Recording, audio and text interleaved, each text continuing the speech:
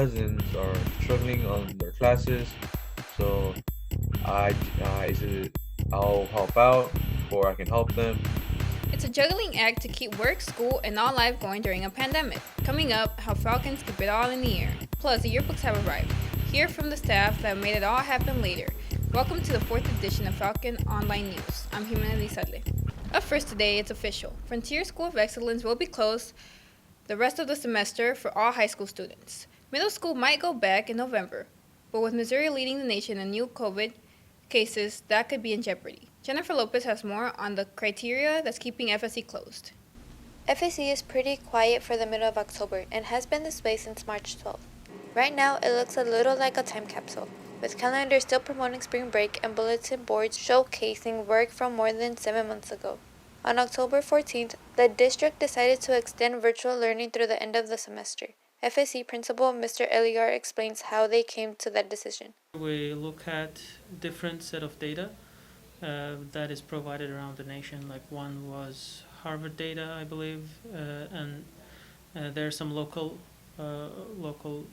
ones that we keep track of, and they have different metrics that they give us based on how many cases, how many weekly cases, how many daily cases are there, and if they're above a certain threshold, it shows yellow, red, green colors that allows the schools to open. We look at the districts around us, and especially Kansas City Public School District, and based on their decisions, we make our minds, okay, let's open or not open until a certain time.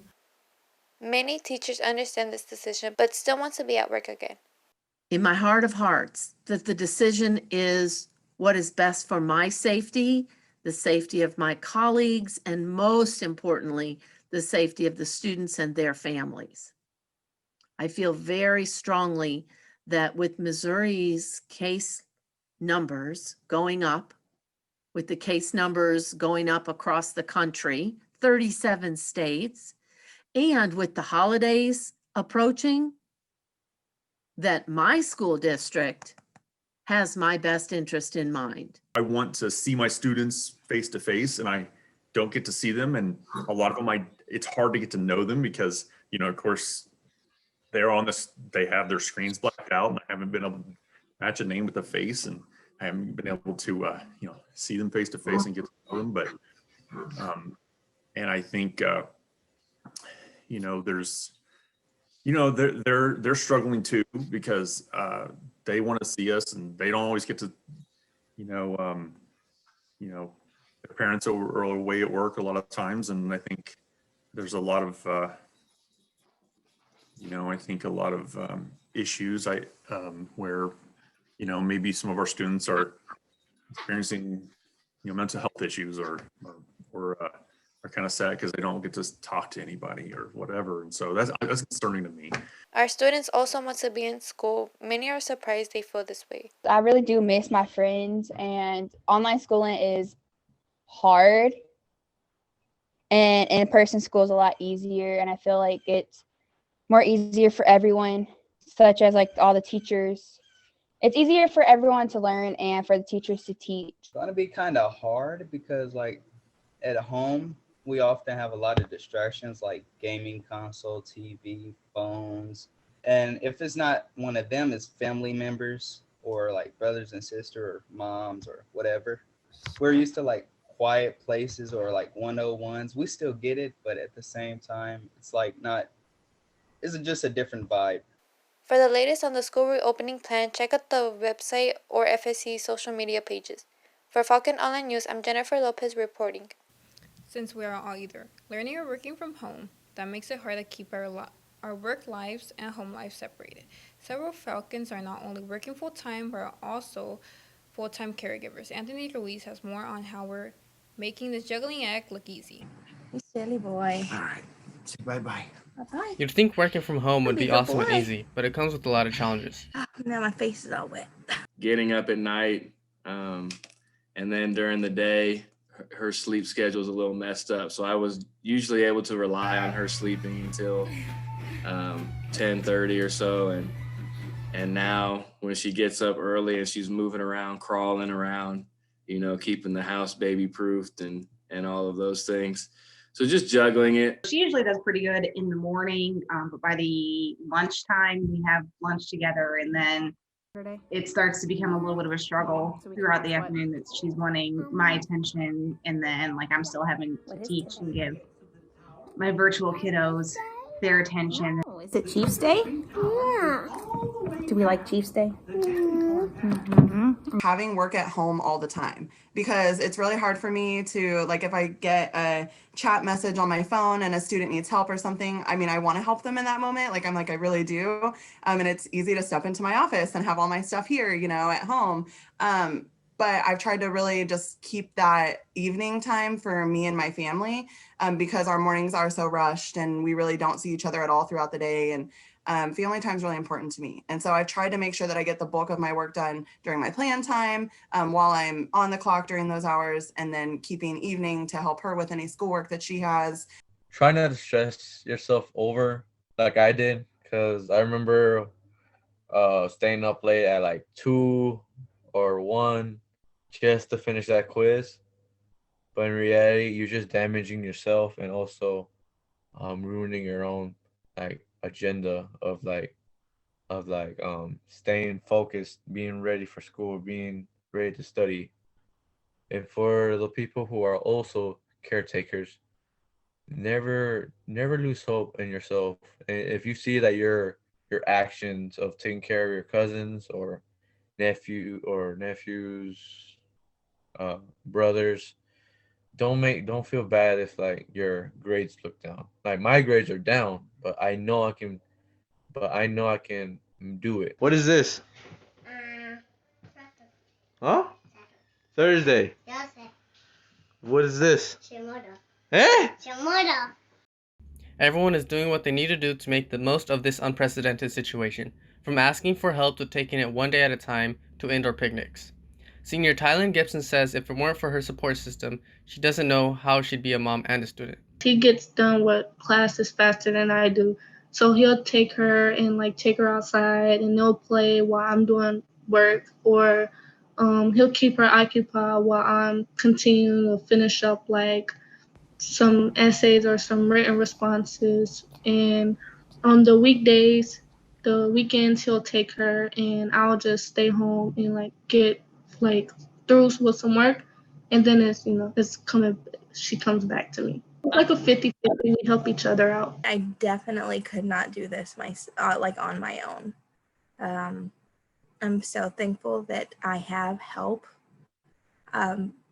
We have 30 minutes for lunch, and having that time to feed myself, feed Riker, put him down for a nap, I can't do that all on my own. COVID-19 has taught all of us how to juggle. I would love to see my kids. I feel that some of them are also having to juggle a lot at home and they're just not able to really focus on their classes. And that bothers me. But at the same time, it's keeping them safe. It's keeping their parents safe, their relatives, the people. Thanks, honey. See what I mean by supportive husband? I just got brought my dinner. So I'll try to split it down evenly to where I'm still getting my work done, but I'm still, being a mother. To everyone who's perfecting that balancing act, keep at it. And if you need help, ask. For Falcon Online News, I'm Anthony Ruiz. Even though we're not physically in a building, the role of schools has never been more critical, especially in terms of students experiencing homelessness. This year, public schools and early childhood programs reported a record of 1.5 million homeless children. It's vital for you to know if you fall in the category that you are not alone, and no matter where you are living, you have a right to an education. I remember bouncing around from hotel to hotel and other people's homes. We would have to go farther and farther away to get something that we could afford. It just led to needing to get up earlier and get my brothers ready so that we could make it to school on time. I felt alone for so long. When you don't have a permanent home, getting an education isn't easy, but it's your right, whether you are with your family or on your own.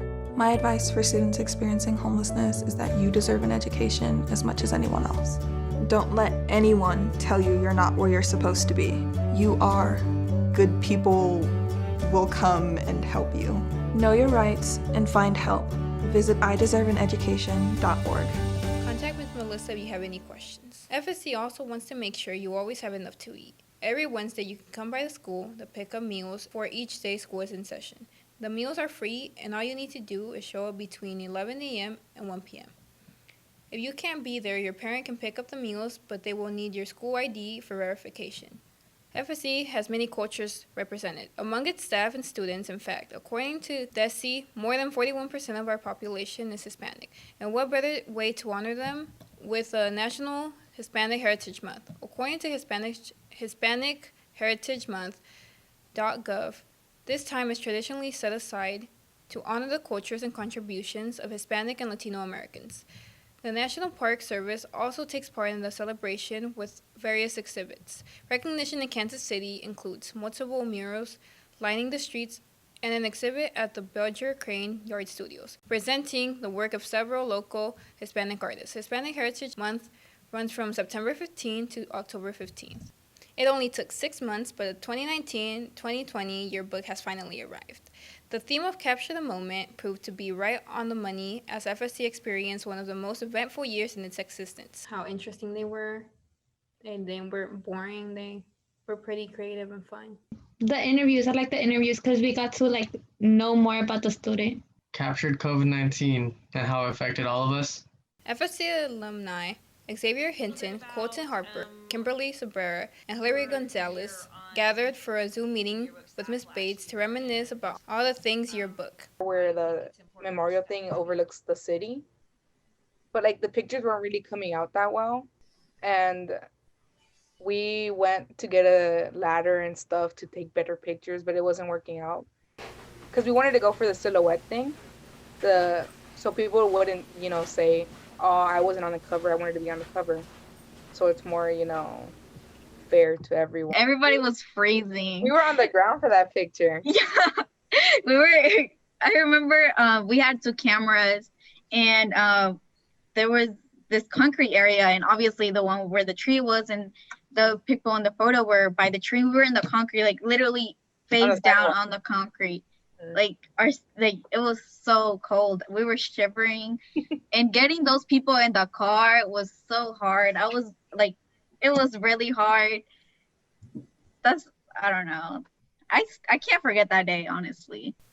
If you already purchased your yearbook, you can pick it up anytime at the front office. You can also buy the yearbook through our website or in person. Yearbooks are $30. More good news. Halloween finally falls on a Saturday this year.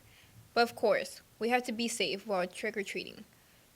The Macedonia Baptist Church has the answer with its twist on trunk or treat. Here's how it'll work. Show up to the church between 4 and 6 p.m. on the 31st. Drive through the parking lot, and volunteers will place bags and candy in your trunk. You don't even have to get out of your car. Children must be present to receive candy. Check with Mr. Joy for more details. Those college acceptances are starting to pile up for senior Anthony Ruiz. His latest acceptance comes from Buena Vista University in Iowa. The school also awarded him a $108,000 scholarship. This breaks down to about $27,000 a year, which should be enough to cover tuition. Anthony is considering several other schools, but says his decision will be based on extracurricular activities, school spirit, and of course academics. He plans to major in computer science and hardware engineering. If you are looking for a scholarship, but one that celebrates creativity, we may have the one just for you. The Scholastic Art and Writing Awards are the nation's longest running and most prestigious recognition program for creative teens. Each year, they give more than $300,000 in scholarships. This could be you.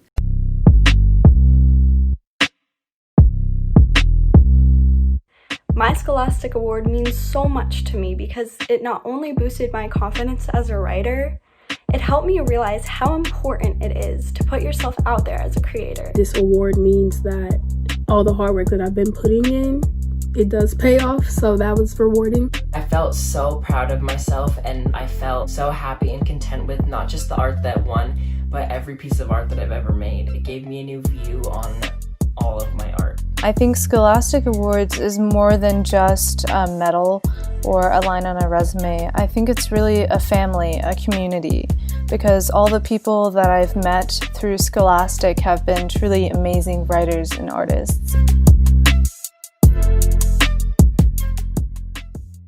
More money could be headed to FSC students, especially to sophomore Nazri Yusuf. She signed up for this week's College Fair's online virtual event and is now in the running for a $300 scholarship. All she had to do was ask a question to one of the colleges in attendance, and each new question earned her another entry for the scholarship. If this sounds like something you would like to do, here's your chance. To register, go to the website on your screen. The next event for Midwest schools is February 22nd to the 27th. The winner for the scholarship will be drawn at the end of May. Check with Mr. Murat if you need help. We have some student shout-outs to share with you. Ms. Mueller wants to congratulate her 6th and 7th graders who are working so hard on their papers. Ms. Mueller says they are super productive, great communicators, and awesome collaborators as they work through their revisions. Ms. Filmler has a shout-out for every student in 7A. All of them worked hard and raised their grade and ingenuity over the weekend. Way to go! And Ms. Fry also has some rock stars. She wants to send a big shout-out to several of her students. Great work, Falcons! We have the answer to an age-old question. Do you like pumpkin spice? Dozens of staff members took the pumpkin spice poll this past week, and we found some interesting information about Falcons. Nearly 70% of our staff visits Starbucks at least once a month. And when it's pumpkin spice time, slightly more than 45% admit to enjoying the seasonal treat. We also like our caffeine in large quantities. More than 60% order a grande or vintage size drink. And here's a look at some of those favorite drink orders. I think my next visit, I'll try Ms. Roan's fave of grande hot Americano, extra shot, 1/2 calf, 2 pumps, sugar-free, vanilla steamed, heavy cream, no foam, yum. Finally, today we have to remind you to vote. Election day is Tuesday, November 3rd, and the next time we air, we may have a new president. Polling places open at 6 a.m. and close at 7 p.m. throughout the metro. Thanks for joining us for Falcon Online News. I'm Jimena. Have a great day, Falcons.